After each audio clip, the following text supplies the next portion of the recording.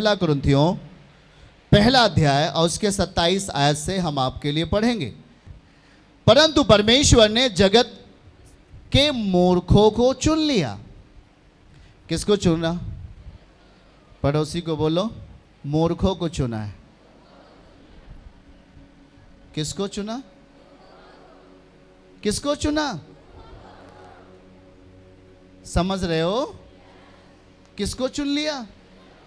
यहां ये नहीं लिखा बुद्धिमानों को चुना, पर किसको प्रभु ने चुना? हैं? आप कौन हो? अगर यहां बुद्धिमान लोग बैठे हैं तो प्रभु उन्हें नहीं जानता। मुझे पता है कुछ बुद्धिमान लोग बैठे हैं। दिखाइए क्या लिखा है। क्या इसे आप पढ़ पा रहे? पढ़िए एक लोग तेजी के साथ। परंतु परमेश्वर ने जगत के मूर्खों को चुन लिया। किसको चुन लिया? पति ने कहा पत्नी से घर बनाने के लिए पैसा इकट्ठा करके रखना, हमें अगले साल घर बनाना है। और पत्नी बगैर पति के बताए पूरा पैसा ले जाकर के सोना खरीद लिया। और जब सोना लेके आई तो पति ने देखा कि ये सोना कहाँ, अरे ये सोना नकली है। कहाँ गई थी? वहां गई थी। अरे हमको बताया तो नहीं, वैसे चली गई तू। दिखाइए, परंतु परमेश्वर ने जगत के मूर्खों को कि ज्ञानवानों को क्या करें? ओके, परमेश्वर ने जगत के निर्बलों को चुन लिया कि बलवानों को लज्जित करें। आहा, वाह प्रभु, धन्यवाद। पिता ने किसको चुन लिया? मूर्खों को। फिर किसको चुना? फिर किसको चुना? वचन में लिखा है परमेश्वर निर्बलता में अपनी ताकत दिखाता है। क्यों वो निर्बलों को चुना? ताकि वो अपना बल आप में दिखा सके। आमीन। क्यों वो मूर्खों को चुना? ताकि मूर्खों के अंदर अपनी बुद्धि दिखा सके।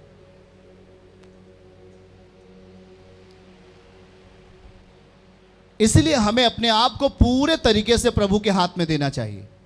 उसके सामने हमें बुद्धिमान बनने की जरूरत, उसके सामने हमें शक्तिशाली बनने की जरूरत हम अपने आप से नहीं। पर वहां लिखा क्या है देखिएगा, परमेश्वर ने जगत के मूर्खों को चुना और ताकि वो ज्ञानवानों को क्या करे? लज्जित करे। मतलब आपको शक्तिशाली बनाएगा। और परमेश्वर ने जगत के निर्बलों को चुन लिया ताकि वो बलवानों को लज्जित करें। इसका मतलब अगर यदि आप निर्बल हैं तो आपको बलवान बना के खड़ा करेगा।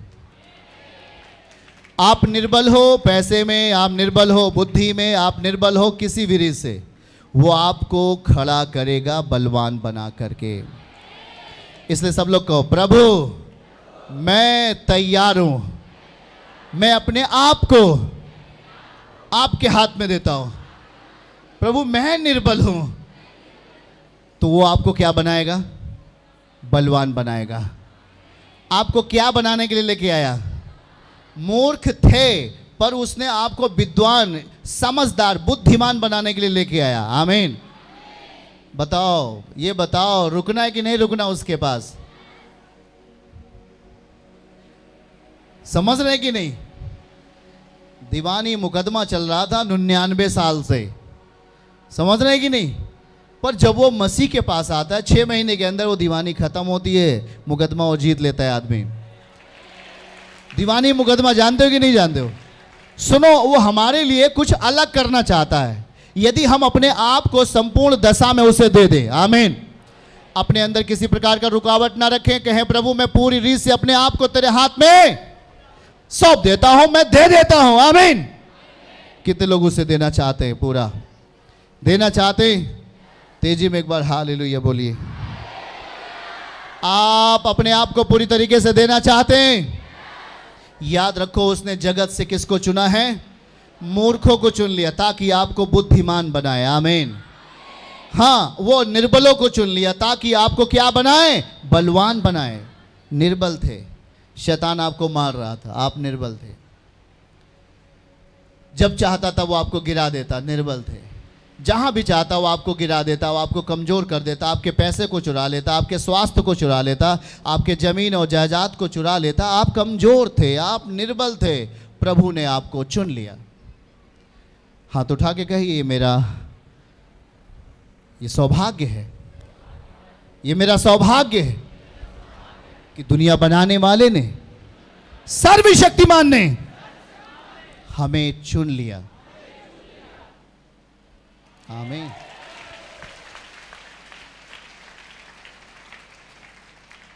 हम निर्बल थे, निर्बलता में आंसू बहते,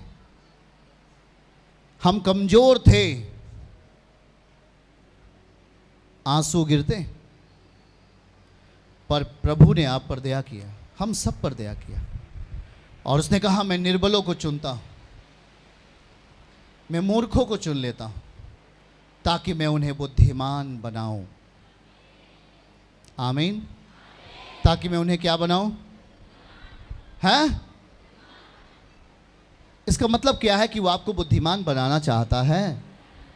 इसका मतलब यह है कि वो आपको बलवान बनाना चाहता है। क्या आप बनना चाहते हैं? आप उस प्रक्रिया को पूरी करेंगे ईमानदारी से। हमारा विश्वास आत्मिक विश्वास है। कौन सा विश्वास है? हम जिस विश्वास को कर रहे हैं वहां पर हमारी निर्बलता दूर होगी यीशु के नाम में। वहां हमारी कमजोरियां दूर होंगी यीशु के नाम में। हम निर्बल थे और इसलिए प्रभु ने हमें गले लगा लिया है। आमीन। हम मूर्ख थे इसलिए प्रभु ने हमें गले लगा लिया है। आमीन। अपनी बुद्धि देकर, अपना बल देकर वो हमें खड़ा करेगा यीशु मसीह के नाम में। वो हमारे परिवारों को आनंद में बदल देगा यीशु के नाम में। आमीन बोलो। क्या इस बात के लिए आप तैयार हो रहे हो कि नहीं हो रहे हो? वो आप मजबूत थे, आप बलवान थे, आप शक्तिशाली थे, तब आपको चुना, ऐसा नहीं है। जब वो हम कमजोर थे, जब हम बीमारियों में थे, जब हम लाचार थे, जब हमारे आंखों में आंसू थे और हम गिर रहे थे, शर्मिंदगी ने आपको पकड़ लिया था, संसार की लज्जा ने आपको पकड़ लिया था, संसार के बल ने आपको पकड़ लिया था और आपको बाहर नहीं जाने दे रहा था। आप टूट रहे थे, आप टूट रहे थे। याद रखना, प्रभु ने कहा, मैंने तुझे किस लिए चुना है? ताकि तू खड़ा हो बुद्धिमान बनकर यीशु के नाम में, ताकि तू खड़ा हो जा बलवान बनकर यीशु मसीह के नाम में। बातों को समझ रहे कि नहीं? याद रखो, वो हमें अपना बुद्धि देकर हमें शक्तिशाली बनाना चाहता है। वो हमें अपनी ताकत देकर, हमें अपने वचन की ताकत देकर हमें शक्तिशाली बनाना चाहता है। क्या उसके निकट हम रहना चाहेंगे? इच्छा से क्या हम यीशु के निकट रहना चाहेंगे? याद रखना, जब उसने हमसे ऐसा प्रेम किया तो हमें भी दूसरों से क्या करना चाहिए?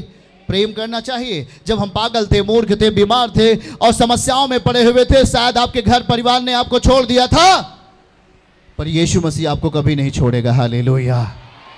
वो आपसे प्रेम करेगा। आमीन बोलो। यहां देखो, एक बात लिखी है, भजन 27 अध्याय उसके 10वीं आयत में दाऊद क्या कहता है?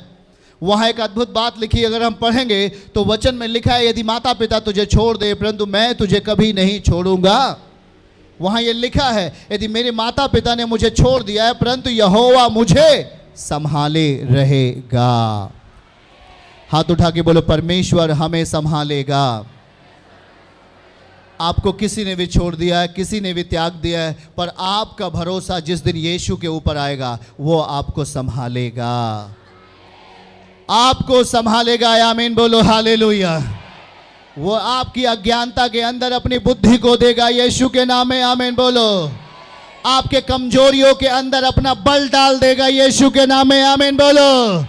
आपके बीमारों के अंदर आपका अपनी शक्ति डालकर आपको आजाद करेगा। आमीन बोलो। हाथ उठा के बोलो, मैं उस प्रभु को चाहता हूं, मैं उस यीशु को चाहता हूं। वो मेरे जीवन का प्रमुख बन जाए, वो मेरे जीवन का उद्धारक बने।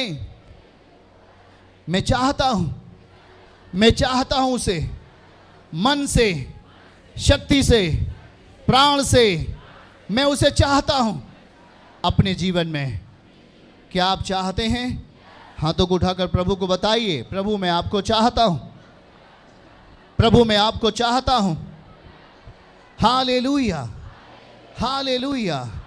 याद रखो यहां पर वो लिखा क्या है, भजन 27 अध्याय 4 आयत को पढ़िए, 6वीं आयत को पढ़िए, तो वहां पर एक अद्भुत बात लिखी गई, हम आपके सामने पढ़ेंगे। लिखा है, अब हमारे साथ आप लोग बोलिए, अब मेरा सिर मेरे चारों ओर के शत्रुओं से ऊंचा होगा और मैं यहोवा के तंबू में जय जयकार के साथ बलिदान चढ़ाऊंगा और उसका भजन गाऊंगा। कहिए, अब मेरा सिर मेरे चारों ओर के शत्रुओं से ऊंचा होगा। आप इसे समझ पाए तो इसे स्वीकार करें इसे शक्ति के साथ।